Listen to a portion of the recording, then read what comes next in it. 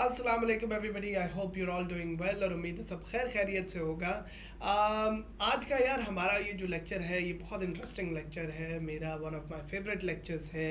और क्योंकि मैंने आपको अभी तक बताया कि जो है पाकिस्तान बनाने के लिए इस्लाम का कितना बड़ा एक रोल था, और इस्लाम को इस जगह पे ताज़ा करने के लिए टू नेशन थ्योरी का कितना रोल था, और टू नेशन थ्योरी को इस्टेब्लिश करने के लिए मुसलमानों को साइजेबल होना चाहिए था। उनको साइजेबल करने के लिए बहुत सारे जो थ्रेट्स थे उसको, चाहे मोहम्मद बिन कासिम से लेके हम गजनी गौरी और जो है हम सारों से आगे निकलते हैं कि कितना ज़्यादा ज़रूरी है उनको समझना। तो उसी तरह ही जो है ये बहुत ज़्यादा ज़रूरी चीज़ है कि आप समझो कि किस तरह से इस्लाम की जो रूह को बचाया है, जो रिफॉर्मर्स ने इस्लाम की रिलीजियस साइड को बचाया, तो उसकी एक एजुकेशनल साइड है। क्योंकि हर दौर के हर ज़माने के अपने मसाइल थे, और अब जो है वो इस्लाम हर एक बंदा बचा के अगले को बेसिकली पास कर रहा है। तो जो है इस्लाम को पास किया गया और पहुंचाया गया जब ब्रिटिश एरा तक, और अंग्रेज़ आ गए। और आपको पता ही है अंग्रेज़ किस तरह आए, और मैंने अपने सारे लेक्चर्स में ये बातें की हैं जो मेरे ब्रिटिशर्स पे लेक्चर्स हैं, अराइवल ऑफ द ब्रिटिश पे। तो अंग्रेज़ आ गए, तो अब जो है उससे इस्लाम के ऊपर बहुत बड़ा एक इम्पैक्ट आ रहा था, और जो है ना वो इम्पैक्ट जो आ रहा था वो ख़त्म करने के लिए और मुसलमानों को एक यूज़फुल और प्रोडक्टिव फोर्स बनाने के लिए बहुत ज़्यादा ज़रूरी था रोल जो है आपका सर सैयद अहमद ख़ान का।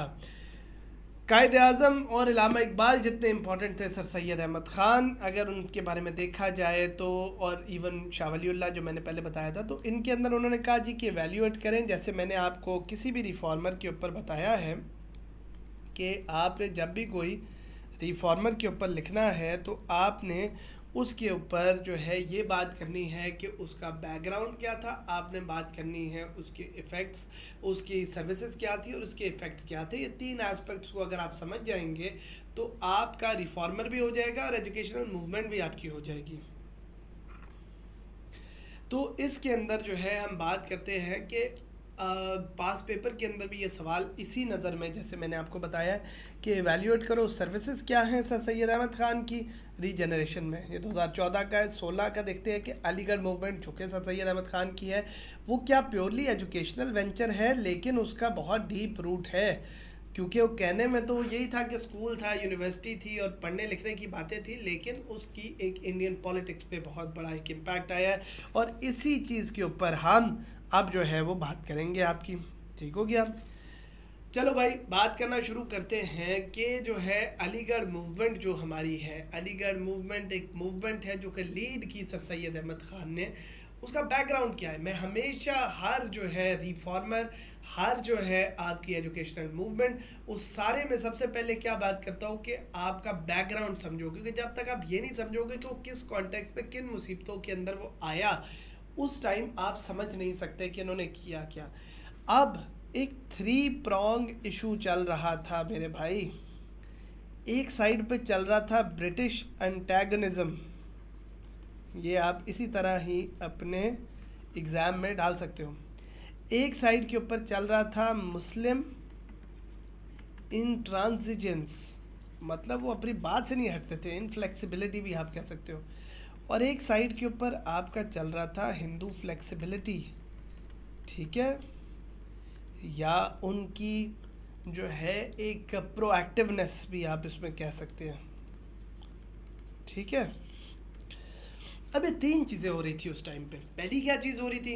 1857 की म्यूटनी हो चुकी थी, लड़ाई हो गई, जंग हो गई। मुसलमान जो है वो, क्योंकि हिंदू भी थे मुसलमान भी थे उसमें, लेकिन क्योंकि देखो आप शेख अहमद सरिंदी से आपने, सैयद अहमद शहीद से आपने देखा है कि एक जिहाद का एक एस्पेक्ट शुरू हो चुका था, और जिहाद की एक बात शुरू हो गई थी कि यार वो जो है वो हमने किस तरह से ज़िंदा करनी है, और जिहाद जो है ना हमने करनी है, इस्लाम को वापस लाना है।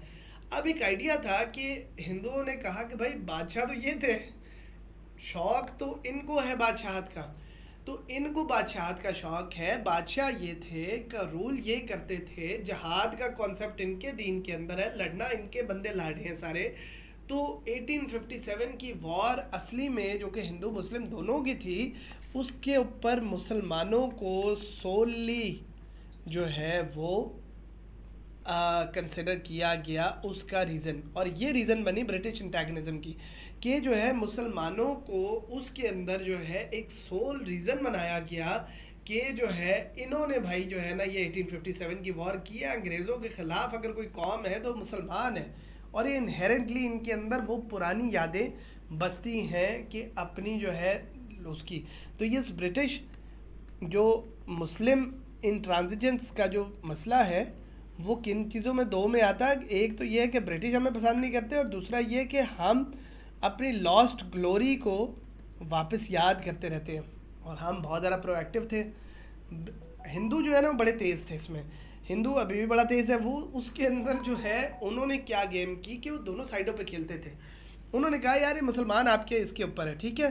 तो लॉर्ड मैकॉले जो कि एक बहुत उस टाइम का एक जो है ब्रिटिश जो है हायर अप था, उसने कहा कि मुसलमान जो है वो एक पैशनेट है, मुसलमान जो है वो इजीली कन्वर्ट नहीं होते वेस्टर्न ट्रेडिशंस पे।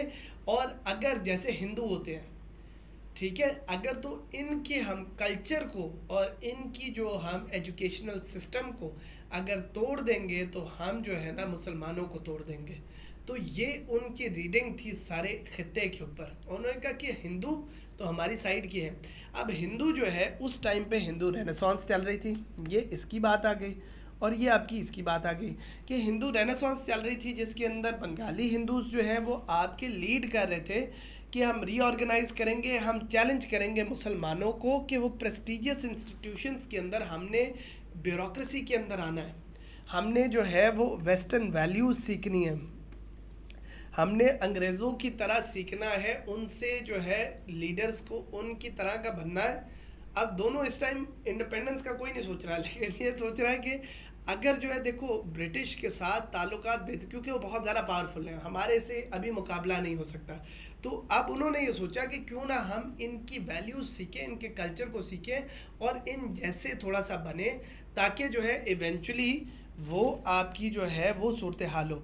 और दूसरी साइड पे उन्होंने कहा कि मुसलमानों को काउंटर करो, और मुसलमानों को काउंटर करने में आर्या समाज और आपका ब्राह्मो समाज जो कि जो है आपकी वो फोर्सेस बनी, जो कि शायद प्रीडिसेसर्स हैं आपकी आरएसएस की और बीजेपी की। तो ये बनी कि मुसलमानों को काउंटर करो इस टाइम पे। क्यों? क्योंकि वो पहले से लीडर्स हैं, वो पहले से हैं। तो अब आप देख रहे हो कि ये टू नेशन थ्योरी वो उस टाइम से ही डिराइव कर रही है। ये सिखों के ख़िलाफ़ नहीं हो रही, ये क्रिश्चियंस के ख़िलाफ़ नहीं हो रही, ये मुसलमानों के ख़िलाफ़ हो रही है। तो एक टू नेशन थ्योरी जो है ना आपकी इवॉल्व कर रही है, आपकी एक बन रही है सारी हिस्ट्री को देखते देखते, ठीक है। अब जो है बैकग्राउंड में देखो कि सोशल डिसरिस्पेक्ट जो है वो मुसलमानों की हो रही थी। मुसलमान जो है वो नोबिलिटी थी पावर के अंदर, वो डिक्लाइन कर रही थी। यूपी रीजन के अंदर भी ब्रिटिश टेक ओवर के बाद ईआईसी ने, और नए लोग, नया ब्यूरोक्रेटिक क्लास जो है वो इमर्ज कर रही थी, और वो नवाब जो है वो साइड पे जा रहे थे। वो आपने वो शो देखा होगा नेटफ्लिक्स का हीरा मंडी वाला, तो उसके अंदर आपने देखा होगा कि जो नवाब है वो ब्रिटिश के ताबे, मतलब उनको रखा तो है नवाब, बट द पॉइंट इज उनके पास पावर नहीं थी, टूथलेस कर दिया उनको। तो उनको समझ नहीं आ रही थी कि यार मतलब उनकी वो इज़्ज़त नहीं रही अब। तो एक साइड पे तो ये था। अब ब्रिटिश एंटेगनिज्म है, मुस्लिम इनफ्लेक्सिबिलिटी है, दोनों मैंने आपको चीज़ें बताई। एक तो एक साइड पे ये है कि हम खुद नहीं करना चाह रहे, हम अपनी उस अना के अंदर बैठे हुए हैं। दूसरी साइड पे ये है कि हमने अब इनसे सीखना भी कुछ नहीं है, हमने इनसे समझना भी कुछ नहीं है, और हमने इनकी तरह का नहीं बनना, हम अपने उसमें बहुत है। Hindu on the other hand would quick to adapt, and a person who successful is the one who is quick to adapt. तो उसने फ़ौरन अडेप्ट कर लिया। उसने कहा कि भाई ये मॉडर्न सब्जेक्ट जो साइंसेज हैं, मैथ है, साइंस है, इंग्लिश है, इन चीज़ों को हमने तो कहा हमने नहीं सीखना। हमारा वो दीनी जो है वो हमारा जो नॉलेज है, कि शाह वलीउल्लाह ने भी ये बताया, शेख अहमद सरिंदी ने भी ये बताया, अभी तक सब ने ये बताया। सर सैयद अहमद ख़ान से पहले सब ने क्या बताया कि जो है वो आप अपना दीनी, अपनी मदरसे की एजुकेशन और उसको पक्का करो, उससे ना हिलो, क्योंकि वही तुम्हारी स्ट्रेंथ है। लेकिन सर सैयद ने बताया कि बिल्कुल वो स्ट्रेंथ है, बट मौका थोड़ा सा बदल गया है। अब कुछ जो है वो साइंस को, इंग्लिश को भी वैल्यू देनी पड़ेगी, हालात वरना ख़राब हो जाएंगे। द ब्रिटिश जो है वो इनहेरेंटली हॉस्टाइल हो गए मुसलमानों के ख़िलाफ़, और मुसलमान जो है वो व्यू करने लग गए ब्रिटिश को, जिन्होंने उनकी पावर ली है। अब आप बात समझ रहे हो? तो ये आप बैकग्राउंड जब तक नहीं समझोगे कि उस टाइम लोगों की सोच क्या थी, लोग कर क्या रहे थे, हमारे साथ क्या हो रहा था, तो मुसलमानों को जान के दबाया जा रहा था। एक तो 1857 वॉर की वजह से, एक उनकी अपनी एटीट्यूड की वजह से, उनकी अना की वजह से, तो वो कहते थे यार ये बंदे ठीक नहीं है, इनको ना साइड पे करो। और सर सैयद ने क्या गेम खेली ऐसी कि जो है 1900s के स्टार्ट के अंदर जो है ब्रिटिश ने खुद आपके हाथ में आके आपको मुस्लिम लीग पकड़ा के दी और बना के दी, और आपको कहा कि मुसलमानों को प्रॉपर जो है ना राइट मिलना चाहिए, और जो है उनको जो है वो प्रॉपर इंडिया के अंदर जो है वो उनको अपनी रिप्रेजेंटेशन चाहिए, देनी चाहिए। तो वही मुसलमान जिसको उस टाइम में सर सैयद से पहले एक ऐसी फोर्स 1857 तक, मतलब लेट आप 18 मिड 1800s को देख रहे हो, उस तक उनको एक दुश्मन समझा जा रहा था। तो क्या ऐसा बंदा आया, वो भाई ये हमारा एक बंदा आया जिसने आके कहा कि गेम को अब ऐसा बदलेंगे कि अब आप देखो कि ब्रिटिश को मैं कैसे संभालता हूँ। बाकियों को तो उन्होंने किया, लेकिन उन्होंने इनको जो क्या किया, अब जो है अलीगढ़ मूवमेंट स्टार्ट हुई। अब अलीगढ़ मूवमेंट के अंदर क्या मेन चीज़ थी भाई, ये अब आप ये ऐसा वो एक ट्रायंगल है जो मैं भी बनाता था सर सैयद के हर एग्ज़ाम में, और सर सैयद मेरा बड़ा फेवरेट टॉपिक होता था हर दफ़ा। वो कहते थे कि अगर तो फियर है तो अलूफनेस कर लो। अभी मैं समझाता हूँ, अगर एनिमी है तो लॉयल्टी कर लो, और अगर जो है वो इनकेपेबल समझते हैं तो वेस्टर्न एजुकेशन कर लो। ठीक है, अब ये आपने समझना है भाई, ये आप बना दो एग्ज़ाम के अंदर, आपको खुद समझ आ जाएगी। सारा अलीगढ़ मूवमेंट मैंने आपको इस जो है ना डायग्राम के अंदर एक्सप्लेन कर दिया है कि जो है ये मैंने आपको बना दिया है। वो कहते हैं जी भाई, अगर तो डर लगता है ब्रिटिश को जो कि चल रहा है कि यार तुम जो हो वो पावर के लिए फिर दोबारा रिवॉल्ट करोगे, लड़ोगे, मरोगे, सब कुछ करोगे, तो थोड़ी देर भाई आप अपना डिस्टेंस करो पॉलिटिक्स से। आप डिस्टेंस करके पॉलिटिक्स से थोड़ा सा हटो। ठीक है, द रीज़न वॉज कि हटना जो है वो एक स्ट्रेटिजिक रिस्ट्रेंट था, याद रखो। सर सैयद कभी भी ये नहीं कहते कि कभी भी ना आओ, वो तो बार बार कहते थे कि हिंदुओं के साथ, और अभी आपको समझ आएगी कि अलीगढ़ मूवमेंट कहती थी, लेकिन वो कहती थी कि फॉर द टाइम बिंग थोड़ा सा एक स्टेप पीछे रखो। ये बहुत ज़रूरी था उस टाइम पे, ताकि ब्रिटिश को जो है थोड़ा सा डर लगना कम हो। अगर वो तुम्हें एनिमी समझते हैं तो लॉयल्टी दिखाओ उनकी तरफ। अब देखो, पहली दफ़ा एक कोई मुसलमान आया जिसने एक स्ट्रैटेजी से खेला, बाकी जो है ठीक है जज्बे और पैशन और लॉयल उससे खेलते थे। पहला बंदा आया जिसने कहा कि गेम करेंगे भाई अब इनके साथ, ठीक है, जो हिंदू कर रहे हैं हमारे साथ तो खेलो ज़रा। उसने कहा कि एनिमी अगर वो समझते हैं तो लॉयल्टी दिखाओ इनके साथ जो है ना वो अच्छे ताल्लुकात जो है बनाओ। इन्हें कहो कि भाई हम तो तुम्हारे बड़े जो है वो हैं, क्या नाम है, लॉयल हैं। और अगर वो तुम्हें इनकेपेबल समझते हैं, तीन चीज़ें समझते थे वो, और अगर वो तुम्हें इनकेपेबल समझते हैं, तुम्हें समझते हैं कि तुम्हें कुछ नहीं आता, तुम्हें काम नहीं आता, तो भाई वेस्टर्न एजुकेशन लेना शुरू करो, ताकि वो उनका यकीन बने तुम्हारे ऊपर। और जब यकीन बनेगा तो यही तुम्हें सपोर्ट करेंगे हिंदुओं को पीछे करने में। और क्या ही बात वो सच्ची हुई कि इन्होंने जो है वो ऐसा अलीगढ़ मूवमेंट से हिंदू ब्रिटिश के साथ एक ऐसा ताल्लुक़ बनाया कि पहला जो है बंदा है जिसको सर जो है ना का खिताब उन्होंने दिया, और उन्होंने नाइटहुड दी, और सर सैयद अहमद ख़ान सर का अंग्रेज़ ने खिताब दिया, हमने नहीं दिया। तो जो है, और दूसरी बात ये है कि क्या ही वो बंदा था कि जिसने इतनी फोरसाइट के साथ ये सूरत हाल क्रिएट कर ली कि उसने जो है आपकी 50 साल के अंदर इतना सूरत हाल बना दी कि वो जो है ना कायदे आज़म टाइप लोग, वो पौश मुसलमानों की प्रेजेंटेशन, वो मौलवी और वो उलमा नहीं हुए, मुसलमानों की प्रेजेंटेशन वो पढ़े लिखे एलीट और जो है एक समझदार एजुकेटेड लोग जो है वो मुसलमानों की रिप्रेजेंटेशन और फेस बन गए। बाय 1867 उन्होंने हिंदूज़ की के साथ जो है हिंदुओं ने क्या, एक और अब ये हुआ कि हिंदुओं ने एक पिटीशन शुरू कर दी कि उर्दू को ख़त्म करो, उर्दू को ख़त्म करो हिंदी के साथ, और इसकी लीगल और एडमिनिस्ट्रेटिव चीज़ के अंदर उर्दू को ख़त्म कर दो।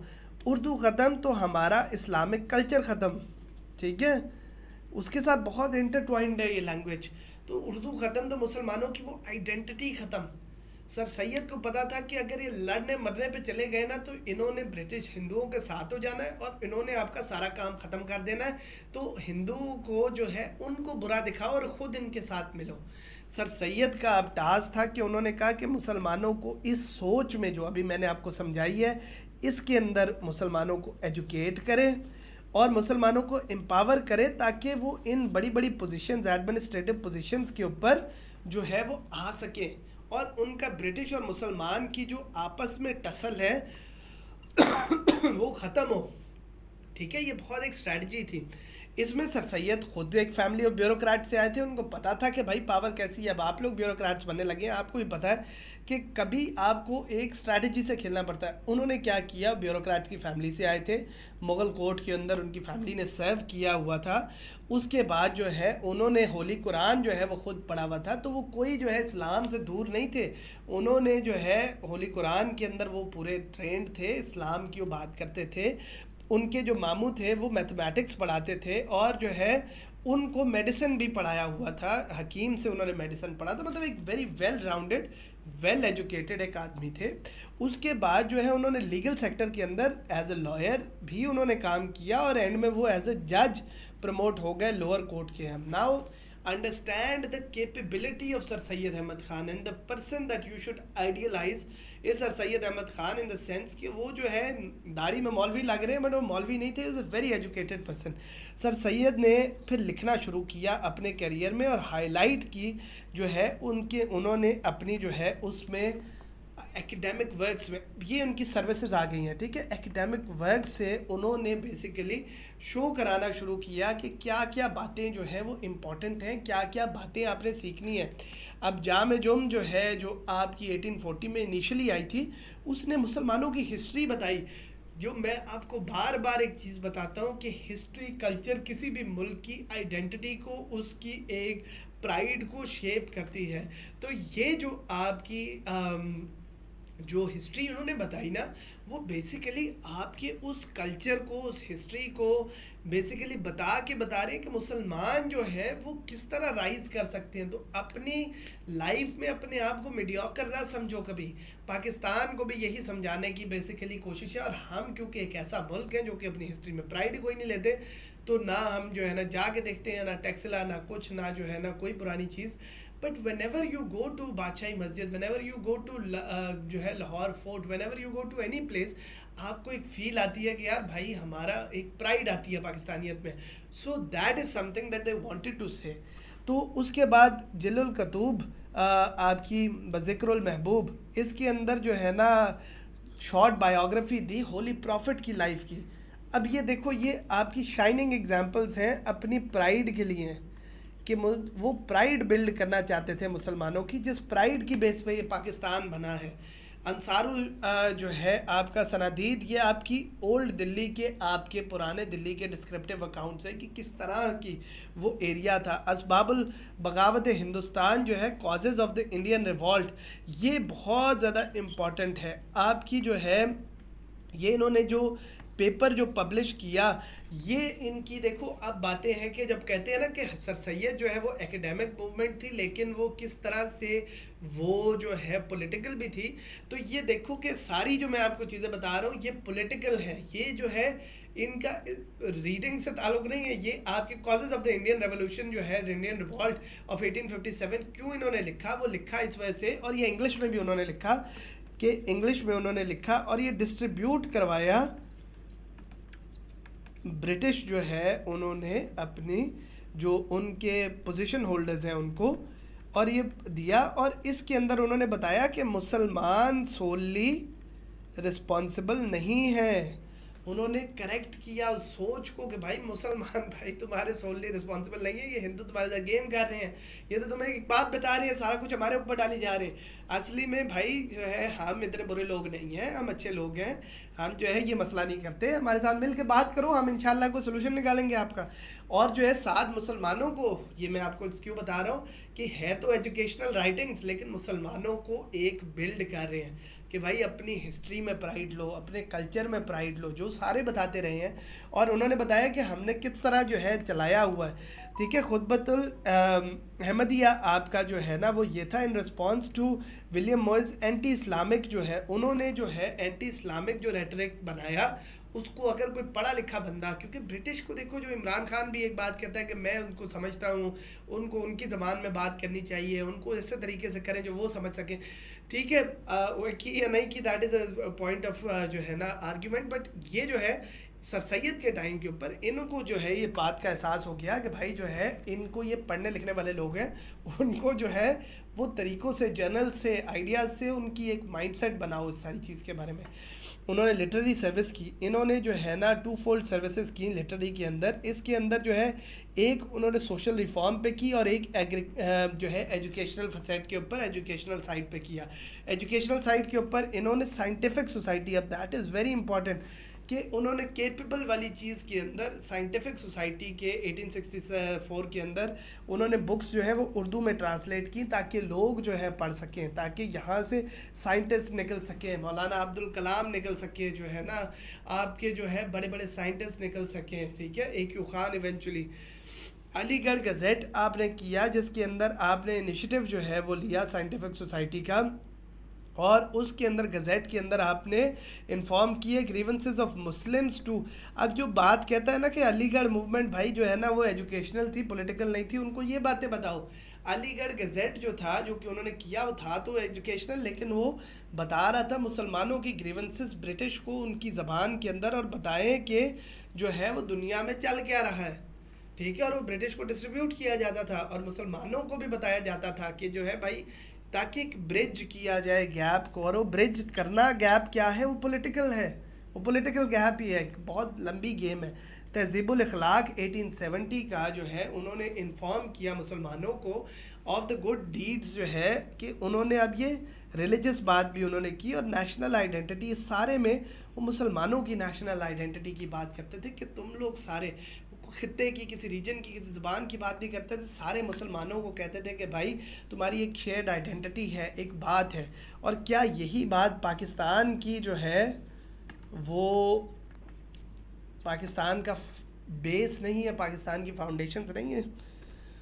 अलीगढ़ गज़ेट जो है, मैंने जैसे कहा, वो हाईली आपका पॉलिटिकल था, और उसके अंदर एक बहुत रीज़न जो है वो ये थी कि अलीगढ़ गज़ेट जो है वो मुस्लिम पॉइंट ऑफ व्यूज़ को भी डिफेंड करता था, और स्पेशली हिंदू उर्दू कंट्रोवर्सी। अब हिंदू उर्दू कंट्रोवर्सी मैं आपको बता चुका हूँ, वो जो चेंज करने वाली लैंग्वेज की। तो हिंदू उर्दू कंट्रोवर्सी के अंदर इन्होंने क्या किया कि अलीगढ़ गज़ेट के थ्रू और जो है वो अपनी बात को रखा और पूरी एक उन्होंने एक सर्विस दी। अब इनकी आती है एजुकेशनल सर्विस के अंदर। एजुकेशनल सर्विस भी इनकी पॉलिटिकल सर्विस है। ठीक है, इन्होंने सबसे पहली सर्विस की कि इन्होंने एक कमेटी बनाई for the better diffusion and advancement of learning amongst the Mohammedans of India. Mohammedans basically मुसलमानों को कहते हैं। ठीक है, उन्होंने क्या किया, उन्होंने कहा कि जी मुसलमानों के अंदर जो है वो एक एडवांसमेंट लाने के लिए इनकी नॉलेज की, इनकी लर्निंग की, तो ये हम जो है ना बनाएंगे। ठीक है, और वो इतना फेमस हो गया कि उसने जो है मुस्लिम जो है इंस्टीट्यूशन बनाने के लिए एक जो है वो गैल्वनाइज़ किया। गैल्वनाइज़ अच्छे अच्छे लफ्ज़ मैं आपको बताता रहता हूँ और लिखता भी रहता हूँ ताकि जो है आप जो है वो अपना सीखें। तो उसके अंदर जो है क्या नाम है, उन्होंने इनकरेज किया कि आप जो है वो एक अपनी वो एक ऐसी फोर्स बनाएं, एक अपनी जो है वो आप इंस्टीट्यूशन बनाएं। ठीक हो गया, और इस इंस्टीट्यूशन को फिर इस्टेब्लिश किया गया MAO स्कूल के उसमें, ताकि जो है मोहम्मदन एंग्लो ओरिएंटल स्कूल जो मुसलमानों के लिए बनाया गया, और इसके अंदर इंग्लिश लर्निंग की बातें तो मोहम्मदन और एंग्लो। ठीक है, तो ये जो है बनाया गया MAO स्कूल, और इसको बना के 2 साल के अंदर वो कॉलेज में अपग्रेड कर दिया फंडिंग ड्राइव से, ताकि लोकल ओनरशिप क्रिएट हो। इनको बना के इनको जो है कॉलेज में कन्वर्ट किया। कॉलेज जो है वो उसको मॉडर्न एजुकेशन के लिए, मुसलमानों की मॉडर्न एजुकेशन, वही कैपेबल वाली बात, ठीक है, उसके लिए इनको जो है यूटिलाइज़ किया। इसके अंदर क्लब्स और यूनियंस भी फॉर्म किए, जैसे जो है डिबेट्स हो, बात हो, लर्निंग हो, एक पढ़ा लिखी एक जगह और मुसलमानों की जो है एक डेवलपमेंट हो। तो जैसे कैम्ब्रिज के अंदर होता है, ऑक्सफोर्ड के अंदर होता है। अब इन्होंने एक और सर्विस शुरू की कि all India Mohammedan educational conference, AMEC इसको कहते हैं। AMEC जो है वो एक बहुत इम्पॉर्टेंट चीज़ थी, क्योंकि इसको प्रीडिसेसर ऑफ मुस्लिम लीग भी कहते हैं। एक ऐसी जगह क्रिएट कर दी है, याद रखो ये बातें, एक जगह ऐसी क्रिएट कर दी जिस जगह के ऊपर अब ये डायरेक्ट पाकिस्तान बनाने के अंदर एक जो ब्रिज है वो सर सैयद है। अगर उन्होंने शायद जो है वो 200 साल का काम जो है ना अपनी एक छोटी सी 50 साल के अंदर उन्होंने जो है वो कंप्लीट कर दिया। सर सैयद ने AMEC जो है उसके अंदर जो है एनकम्पस किया, और उसमें जो है उन्होंने क्या किया कि सारे इंडिया को, सिर्फ अलीगढ़ नहीं, ठीक है, तो सारे इंडिया को उन्होंने कहा कि उधर से कॉन्फ्रेंस अरेंज करें जहां मुसलमान जो हैं वो सोशल रिफॉर्म के ऊपर बात करें, जहां मुसलमान जो हैं अपनी उर्दू पे बात करें, जहां एक ऐसा प्लेटफॉर्म होना चाहिए। अब ये बात समझो, कैसा प्लेटफॉर्म होना चाहिए सारे इंडिया के मुसलमानों के सामने, जिनके अंदर वो अपने जो इंटरेस्ट है उन पे बात कर सके, अपनी चीज़ों पे बात कर सके। अगर जो है ये पॉलिटिकल नाम से बनाया जाता तो शायद उस टाइम पे ब्रिटिश की वो नहीं थी। एजुकेशनल नाम पे बनाया गया तो ब्रिटिश ने खुद सपोर्ट किया। अब ये गेम आप देखो, और जान के एक मज़ेदार बात कि जान के AMEC ये जो आपकी all India Muslim educational conference है, ये सेम टाइम पे रखी जाती थी जब इंडियन नेशनल कांग्रेस की जो आपका टाइम होता था 1885 में जब बनी थी। तो इस वजह से आपको बता रही है कि दे वर पॉलिटिकल इन नेचर। जब वो बात ही उर्दू को बचाने की, सोशल रिफॉर्म की बात करते थे तो था ही पॉलिटिकल। फिर उन्होंने मुस्लिम सिविल सर्विस फंड एसोसिएशन शुरू किया ताकि मुसलमान ब्यूरोक्रेटिक कॉम्पिटिशन्स में आप जैसे मुसलमान CSS के अंदर जो है वो जा सके, पढ़ सके। ये एकेडमी बना दी CSS की एक तरह की। तो दी आइडिया इज़ कि उन्होंने ये इससे ज़्यादा पॉलिटिकल नहीं है कोई चीज़, तो क्या है ये खाली एजुकेशन नहीं चल रही, हर एजुकेशन इसके पीछे एक पूरी गेम चल रही है। अब आप हिंदू उर्दू कंट्रोवर्सी के अंदर देखो, अब इनकी पॉलिटिकल सर्विस जो डायरेक्ट पॉलिटिकल सर्विस है उस पर बात करते हैं कि 1867 के अंदर ये कैंपेन शुरू हुई बनारस के अंदर कि जो है उर्दू को कन्वर्ट कर दिया जाए, हिंदी के अंदर वो लेके आया जाए। उसके अंदर जो है सर सैयद ने अपने गज़ेट के थ्रू और जो है AMEC के थ्रू ये मैसेज रखा कि प्रोटेक्ट किया जाएगा उर्दू को। और जो है इसके अंदर मिस्टर मोहसिन अल मुल्क जो कि और मौलवी अब्दुल हक जो कि इवेंचुअली जो है पाकिस्तान के पायोनियर्स और 4 फाउंडर्स के अंदर आए, इन दोनों को उन्होंने कहा कि सेटअप करें अंजुमन तारीकी उर्दू, ठीक है, अंजुमन तरक्की उर्दू और जो है उर्दू डिफेंस एसोसिएशन। अब दिस इज़ एक सेपरेट एजुकेशन, लैंग्वेज और culture, a separate nation. Now this basically explains Pakistan. क्या वो हिंदू के अगर एक सेपरेट एजुकेशन है, हमारा लैंग्वेज, हमारा कल्चर, हमारी आइडेंटिटी, हमारी ये 2 नेशन थ्योरी की आइडेंटिटी एक्सप्लेन करती है, हमारी जो है वो ये ज़बान, आज इसको ना बचाया तो एक सेपरेट नेशन नहीं बन सकेंगे। हम जम हो जाएंगे और हम सेपरेट नेशन है। तभी हमने अंजुमन तरक्की उर्दू बनाई, उर्दू डिफेंस एसोसिएशन बनाई और इन्होंने लीड किया डायरेक्टली पाकिस्तान को, ठीक है। तो ये जो है इनका एक रोल था। अब बाकी जो है क्योंकि आपका काफ़ी टाइम हो गया है और मैं तो बहुत एक्साइटेड हूँ तो मैं तो बोले जा सकता हूँ, लेकिन जो है आप लोग ताकि इसको ऑब्जॉर्व करें, एक दफ़ा रिलैक्स करें और सर सैयद की फील में आए, समझे आप उस टाइम के अंदर है और क्या चल रहा है और क्या कर रहे हैं सर सैयद, किस तरह बचा रहे हैं सारी की सारी चीज़ को, तो आपको एहसास हो कि जो है क्या गेम हमें करनी चाहिए, ठीक है। तो ये सूरत हाल है, इसके ऊपर लर्निंग करें, सीखें और सर सैयद के ऊपर ही हम दोबारा स्टार्ट करते हैं। Thank you.